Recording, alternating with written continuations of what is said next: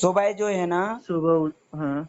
पनीर का फूल देना, हाँ। फिर चिरायता देना, हम्म। फिर उसके बाद अर्जुन छाल का काढ़ा देना हम्म। आधे आधे घंटे पे। ये हम्म। लिक्विड हो गया। फिर अनार के हम्म। छिलकों का रस देना। हम्म। ये लिक्विड हो गया पूरा। इसके हम्म। बाद में देना है खूब अच्छी तरह से चबा चबा के अनार, हम्म। है ना। वो अनार भी दे दो, उसी के साथ में अंकुरित अनाज, मूंग चना मेथी दाना खूब अच्छी तरह से चबाओ बोलना। ठीक। फिर जो भी सलाद मिल रहा है वो दो आप।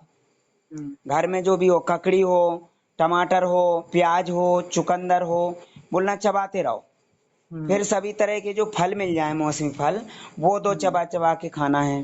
पेट भर के बोलना, चबाते रहो चबाते रहो, चबा चबा के पेट भरना है। हम्म। क्योंकि फलों से जो है ना रस निकलेगा, रस से ब्लड बनेगा हम्म। और फलों से मल कम बनेगा। अच्छा। समझ पा रहे हैं? क्योंकि ठीक। फलों में हर तरह के विटामिन्स, मिनरल्स, खनिज ये सब होते हैं। और हम्म। आप रोटी दोगे, चावल दोगे, तो इसको पचाने में शरीर की एनर्जी ज्यादा खर्च होगी हम्म। और पैदा कम होगी। ठीक है। तो आपको पैदा करना है ज्यादा कि खर्च करना है ज्यादा? पैदा करना। हाँ, पैदा करना है। तो अनाज नहीं देना। और अनाज यदि आपने दिया और वो हम्म। पच नहीं पाया क्योंकि एनर्जी कम है और पचेगा नहीं, तो क्या होगा? सड़ेगा। सड़ेगा तो हम्म। टॉक्सिन पैदा होगा कि नहीं? होगा जैसे ही। आग तेज नहीं जल रही और आप हम्म। गीली लकड़ी डाल दें, तो वो जलेगी कि धुंधाएगी? धुलाएगी। तो आपको गीली लकड़ी कब डालना है? जब आग तेज हो जाए, मतलब कि जब ऊर्जा ज्यादा पैदा हो ऊर्जा जाए, ज्यादा हो जाए, हाँ। है ना। तो अभी तो ऊर्जा पैदा करना है, अनाज मत दो अभी। अनाज को पचाने में एनर्जी ज्यादा खर्च होती है तो वो मत दो। लेकिन अनाज से मल भी ज्यादा बनता है। हम्म। यदि अनाज पचेगा नहीं तो फिर टॉक्सिन भी ज्यादा बनेगा, सड़ेगा ना। हाँ। हाँ। हाँ, तो आपको ज्यादा से ज्यादा फल देना है ना। और फिर इसके बाद में दोपहर में ज्यादा से ज्यादा चबाने वाली चीजें देना है। सुबह से दोपहर तक तो पेट भर लो बिल्कुल फुल, हम्म। है ना। फिर दिन भर हम्म। पड़ा हुआ पचाने के लिए। हम्म। और ये जो रस वाली चीजें देंगे तो इससे पानी का लेवल बढ़ेगा। डायरेक्ट डायरेक्ट पानी से क्या होगा कि पेट एकदम से लोड बढ़ेगा। और जो चबा चबा के लेंगे, इनमें जो पानी है, रस है, रस के द्वारा जो पानी मिल रहा है वो शरीर के पानी का लेवल बढ़ाएगा, हम्म। है ना। हाँ। ब्लड में कौन सा पानी चाहिए? रस रस वाला पानी, है ना, हम्म। फलों का। और जो ऊपरी पानी जाएगा वो इतना ज्यादा नहीं चाहिए। और डॉक्टर फल मना करते हैं, मना तो कर है यही ना। है डॉक्टर।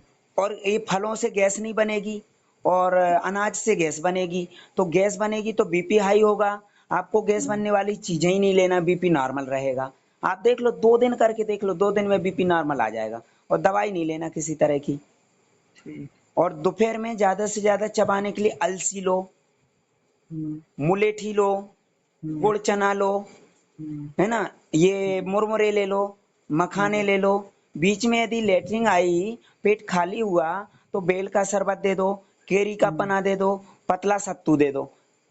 ज्यादा हैवी नहीं देना। शाम को हम्म। यदि देना चाहो तो पपीता ला के रख लो, शाम को पपीता दे दो। शाम को एक ही फल देना, बस पपीता। पपीता। और दूसरे फल नहीं, वो गैस बना देंगे, ठीक। है ना। और हम्म। जो है ना, आपको यदि भूख लग रही शाम को तो दलिया दे दो पतला। या तो हम्म। दूध वाला, गरम गरम दूध डाल के, गुड़ डाल के दलिया खिला दो। या फिर मसाले वाला पापड़ के साथ, ठीक है। और कभी भी सांस लेना है तो मुंह से नहीं लेना है। समझ में आ रहा है? ठीक। मुंह से सांस जाएगी तो पेट में जाएगी डायरेक्ट। हम्म। और पेट में क्या भरी हुई? लेटरिन। हम्म। और यहां से जो हवा जाएगी पेट के अंदर से शरीर में, तो कौन सी हवा जाएगी? गंदी। तो नाक से सांस लेना है। ठीक। नाक से श्वसन तंत्र से होते हुए जाएगी, फिल्टर होते हुए, हम्म। है ना। जो श्वसन हम्म। तंत्र में जो चिपचिपापन होता है, वो कीटाणु जो है ना चिपक जाते हैं उसमें, वो अंदर नहीं जाते हैं कीटाणु। हम्म। और जब छींक आती है तो वो कीटाणु बाहर निकल जाते हैं। नजला होता है तो हम्म। नजला में बाहर निकल जाते हैं बह के। मतलब नाक के रास्ते लेना इसलिए जरूरी है कि जो भी कीटाणु हैं, जो वायरस हैं, जैसे कि कोरोना वायरस या कोई भी वायरस हो, हम्म, यदि नाक से सांस लेंगे तो नाक के रास्ते में जो चिपचिपा पदार्थ है वो वायरस उसी में मर जाएगा। समझ में आ रहा है? ठीक। तो नाक से ही सांस लेना चाहिए। कोई भी कैसा भी वायरस हो, वो चिपचिपा पदार्थ जो श्वसन तंत्र में होता है उसमें मर जाता मर जाता है, हाँ है हाँ। ना? और फिर जो जुकाम होता है तो उसमें गाढ़ा पीला जो मवाद जैसा निकलता है, वो वायरस, कीटाणु और दुनिया भर की चीजें निकलती हैं। ठीक। समस्या कहाँ पैदा होती है? वो जुकाम को रोक देते हैं, इसलिए पैदा होती है। हम्म, फिर उसमें और दूसरे कई तरह के कीटाणु पैदा होने लगते हैं। मतलब गंदगी को बाहर नहीं फेंकेंगे तो गंदगी में दूसरे कीटाणु पैदा होंगे कि नहीं? होंगे ही होंगे। वो गंदगी खाने वाले कीटाणु वहां पहुंच जाएंगे, फिर तकलीफ होगी। और मुंह के रास्ते जो हवा जाएगी उसमें कीटाणु डायरेक्ट चले जाएंगे, जैसे खाना डायरेक्ट चला जाता हाँ। है ना? तो हम्म, समस्या पैदा हो जाएगी। और आपको एक एग्जांपल देता हूं। जैसे कोई जानवर मर गया, हम्म, वहां से हवा आ रही तो कौन सी हम्म, हवा आएगी? ऑक्सीजन। अरे भैया, कोई जानवर मर गया और उस साइड से हवा आ रही और तो तो कैसी है? साइड से बदबू आएगी ना, बदबू गंदी। आएगी, है हाँ ना? हाँ बदबू आएगी। ऐसे ही हाँ। पेट के अंदर लेटरिन भरी पड़ी और लैट्रिन मुंह में से तो, सांस ली, और यहाँ हाँ से हाँ जो हवा जाएगी मुंह से होते हुए पेट से होते हुए शरीर में हवा जाएगी, नसों में, तो कौन सी हाँ, हवा तो जाएगी? वो भी गंदा ही आएगा ना। गंदी हवा जाएगी ना। हाँ और हाँ। फिर डकार आती तो कौन सी हवा निकलती? गंदी डकार आती। गंदी, हाँ।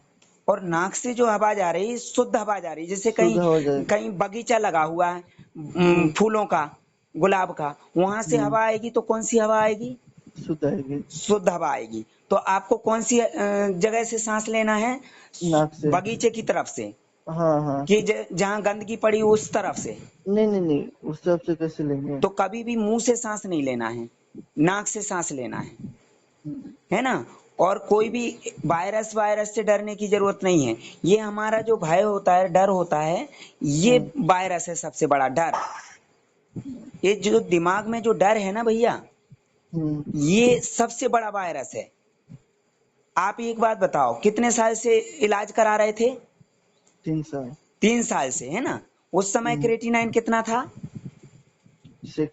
6 पॉइंट। और हीमोग्लोबिन कितना था पहले? 11 12। 11 11 12 के। 12, है ना? हम्म। और अब जो है ना, क्रेटिनाइन जब डायलिसिस पे गए तो कितना आ गया था? 14 पे आ गया था। 14। 6 पॉइंट से 14 पे आ गया था। और हीमोग्लोबिन कितने पे आ गया था? 6 पे। 6 पे आ गया था। ये भैया जो डर है ना आपके अंदर, हम्म। ये सबसे बड़ा खतरनाक वायरस है। कोरोना उसके इसके डर के वायरस के आगे कुछ भी नहीं है। यदि ये आपके अंदर ये वायरस नहीं घुसा होता डर का दिमाग में, हम्म। तो आपका 11 12 हीमोग्लोबिन से 6 पे नहीं आता, और 6 क्रेटिनाइन से 14 पे नहीं 12 पे। पहुंचता। और 3 साल आपके दिमाग में ये वायरस घुसा हुआ था। इतना खतरनाक वायरस घुसा हुआ था, फिर भी आपकी अम्मा जिंदा हैं। आप ये तो सोचो। हाँ। और ये वायरस पैदा करने वाला सबसे खतरनाक जीव है धरती पे, डॉक्टर। डॉक्टरों ने ही पैदा किया था। हाँ, वो सही तो कहना है। आप बताइए, 3 साल में वो ठीक नहीं कर पाए आपको, आपकी माँ को, तो डायलिसिस करके ठीक कर देंगे? नहीं हो पाएगा। भैया, डॉक्टर तो ये भी बोलते हैं, आखिरी में जब कोई व्यक्ति मरने पे आता है ना, सांस रुक जाती है, हाँ। तो वेंटिलेटर पे रख देते हैं और बोलते हैं हम बचा लेंगे। बोलते हैं कि नहीं? बोलते ही है। 2 लाख रुपए जमा कर दो, हम बचा लेंगे। जब वो सांस रुक गई उसकी, सिर्फ हलचल हो रही शरीर में बस, हम्म। तो वो बचा लेंगे। भैया, 3 साल से ठीक नहीं कर पाया आपकी माँ को, और अब वो बचा लेंगे, डायलिसिस करके बचा लेंगे। भैया, ये पेशाब रोकी गई इंजेक्शन और दवाइयां दे दे के, वो जो डाइटोर दे रहे थे ना आप पहले, हाँ हाँ डायलिसिस के पहले, वो पेशाब हाँ। होने के लिए नहीं दे रहे थे, पेशाब का सिस्टम खराब करने के लिए दे रहे थे। पेशाब डाइटोर से नहीं आती है, पानी पीने से आती है। अब आपको 24 घंटे मेरे संपर्क में रहना है। हम्म। कोई भी समस्या है मुझे तुरंत फोन करो, ठीक। और जैसा जैसा मैं बताते जाऊं वैसे करना। ठीक है। जो मैं आपको समझा रहा हूँ ऐसा कभी डॉक्टर ने समझाया क्या? नहीं। तो वो समझाएगा क्या? समझा के ठीक करना है क्या? और डॉक्टर चाहे तो वो ठीक कर सकता है, लेकिन करेगा नहीं। करेगा नहीं। ठीक करने से उसको क्या फायदा होगा बताइए? आपने कुछ यहाँ आईसीयू में ले गए थे तो कितना पैसा दिया अभी आईसीयू में? 15 दिन, 12-15 दिन रहे तो अराउंड 1,30,000। 1,30,000 रुपए आपने 15 दिन में दे दिया। हम्म, और आप ये बताओ 3 साल में कितना खर्च हुआ होगा? वही लेके रखिए 5-6 लाख तो हो ही गया अरे होगा। भैया 3 साल में 5-6 लाख हुआ है, यहाँ 15 दिन में 1,30,000 दे दिया। तो सबसे ज्यादा कमाई किस में हो रही उसकी? यही 15 दिन में हुई ना। 15 दिन में। तो ये कमाई करने के लिए ऐसी हालत करी थी उसने। ये कमाई कैसे होती उसकी इतनी ज्यादा? और आप ये बताओ फेस्टूला से डायलिसिस चल रहा है कि गले से चल रहा है? अभी गले से चल रहा है। तो ये गले से डायलिसिस चल रहा है तो फेस्टूला क्यों बना रखा है? परमानेंट के लिए। अभी से बना दिया। हाँ, अभी से ही उसको बना पता लिया। है कि ये जो है ना व्यक्ति 3 साल से मेरे बनाए वायरस का शिकार है, तो ये तो मेरे हिसाब से चलेगा ही चलेगा, जिंदगी भर चलेगा, मरता क्या नहीं करेगा। इसलिए फेस्टूला पहले बना दिया। और ये इतना पैसा जो लगा है ना, ये आईसीयू में भर्ती करके फेस्टूला बनाने में लगा है 1,30,000 रुपए। मतलब आपने जो है ना पैसा दे के मुसीबत खरीद ली, समझ गए? अब डायलिसिस की जरूरत नहीं है। आप मुझे फोन करो बिल्कुल 24 घंटे, ठीक। और जैसा जैसे बताते जाऊं वैसा करना। डायलिसिस से ज्यादा अच्छा पसीना निकलवाना इनको दोपहर में, गर्म पानी हम्म, पिला के और भाप दिलवाना। जितना पसीना निकलेगा समझ लो वो डायलिसिस हो रहा है। पसीने ठीक। में फास्फोरस, ऑक्सलेट, सोडियम, पोटेशियम, जो भी जहरीले तत्व हैं सब निकल जाएगा। और गर्म उसमें पानी में गर्म पानी में 1 चम्मच हल्दी रखना है ना। हाँ गर्म पानी पिलाना, उसमें हल्दी डालना। हल्दी एंटीबायोटिक, एंटीसेप्टिक, दर्दनाशक, कफनाशक, पित्तनाशक है ना। और जितना ज्यादा पसीना निकलेगा उतना ही ज्यादा डायलिसिस हो रहा है। डायलिसिस में जो पानी निकालते हैं उसमें टॉक्सिन नहीं निकालते हैं, पोषक तत्व निकाल देते हैं। इसलिए तो डायलिसिस के बाद हालत खराब हो जाती है। ठीक है। और इनके अंदर जो दिमाग में डर है वो निकालना है। डर मतलब वायरस जो घुसा हुआ है ना, वो हम्म, निकालना है। ठीक। समझ में आ रहा है? हम्म, आपने जब फीस जमा कर दी थी तो मुझे बताना चाहिए था ना। बिना बताए थोड़ी मुझे पता चलेगा। आप जाके और आईसीयू में ले गए। भैया फेस्टूला की जरूरत ही नहीं पड़ती है हमारे यहाँ पे। ये जो चीर फाड़ हुई ना 1,30,000 रुपए लगा है, ये लगता ही नहीं आपका। जब आपने फीस यहाँ जमा कर दी है तो आप वहां काहे के लिए ले गए चीर फाड़ करवाने के लिए? फीस इसीलिए दी थी मेरे यहाँ पे आपने, चीर फाड़ नहीं। करवाने के लिए। नहीं। भाई बताते। और आप फीस देने के बाद भी दवाइयां देते रहे। भाई दवाइयों से ही ये डायलिसिस शुरू हुआ। 3 साल से दवाइयां दे रहे थे इम्यूनिटी सिस्टम कमजोर करने के लिए। 3 साल से परहेज कर रहे थे ब्लड कम करने के लिए, शरीर को कमजोर करने के लिए। एक तो आप दवाई दे रहे थे इम्यूनिटी सिस्टम कमजोर करने के लिए, दूसरा परहेज कर रहे थे शरीर को कमजोर करने के लिए। आप एक बात बताइए, आप तो पढ़े लिखे हैं, हम्म, आपको तो समझना चाहिए ना कि भैया दवाई खा रहे हैं, परहेज कर रहे हैं, समस्या घट नहीं रही और बढ़ती जा रही और बढ़ती जा रही। घट तो नहीं रही थी ना, बढ़ ही रही थी धीरे धीरे। धीरे धीरे तो बढ़ ही रही थी। तो आपको वो चीज बंद ही कर देना चाहिए थी। बस यही गलती कर बैठता है हर इंसान, यही गलती करता है कि वो क्या है 2 पॉइंट क्रेटिनाइन होता है, फिर वो दवाई लेते लेते लेते बार बार जांच कराता है। जांच काहे के लिए कराता है? ये भय पैदा करने के लिए। बार बार वो दिखाते अरे इतना बढ़ गया क्रेटिनाइन, अरे यूरिया इतना बढ़ गया, अरे पोटेशियम इतना बढ़ गया, अरे ये मत खाओ वो मत खाओ, है ना। ऐसे ही बोलते हैं हम्म, ना जांच करते हैं हाँ। जब। हम्म, और फिर आप डर के मारे खाने पीने की चीजें बंद कर देते हैं तो ब्लड कम हो जाता है। बताइए। और यदि जांच ना करवाएं तो ये डर पैदा होगा क्या? नहीं। तो ये जांच आपके फायदे के लिए नहीं होती भैया, ये जांच जो होती है डॉक्टर के फायदे के लिए होती है। हुआ ना एक मुश्त फायदा, हुआ ही हुआ है। 1,30,000 रुपए का, कहीं से भी लाओ, कर्ज लेके ले आओ, किस जमीन बेच दो, घर मकान बिक गए हैं लोगों के।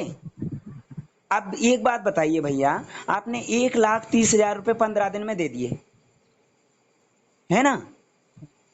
मेरे पास फीस देने के लिए लोगों को सोचना पड़ता है 20,000 रुपए के लिए। आपने फीस दी थी ये सोच के कि कहीं डूब ना जाए। भैया मेरे यहाँ जो पैसा दिया है वो आपको अखरेगा नहीं, ठीक है।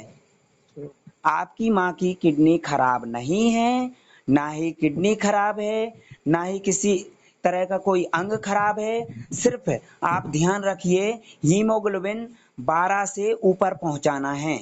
बाकी आपको किसी चीज से मतलब नहीं, ना क्रेटिनाइन से मतलब, ना यूरिया से मतलब, ना पोटेशियम से मतलब, किसी चीज से मतलब नहीं है। जैसे ही हीमोग्लोबिन अंदर पहुंचेगा शरीर में ताकत आएगी, शरीर खुद ये यूरिया, पोटेशियम और ये जो सोडियम, ये जो भी बड़ी हुई जो जहरीली चीजें हैं वो सब लेटरिन के रास्ते, उल्टी के रास्ते, पसीने के रास्ते, नाक के रास्ते कहीं ना कहीं से बाहर फेंक देगा। आपको जरूरत नहीं है, वो शरीर खुद बैलेंस कर लेगा। उसको बैलेंस करने के लिए मजबूत करो आप, और मजबूती क्या है उसकी, हीमोग्लोबिन। ठीक है। ठीक है। ठीक। अब इनको जो है ना शुरू कर दो बोलना, चबाओ, और नहीं चबाए तो मेरे से बात करवाना। ठीक है। ज्यादा से ज्यादा चबाना है। पहले ये क्या करती थी, निगलती थी।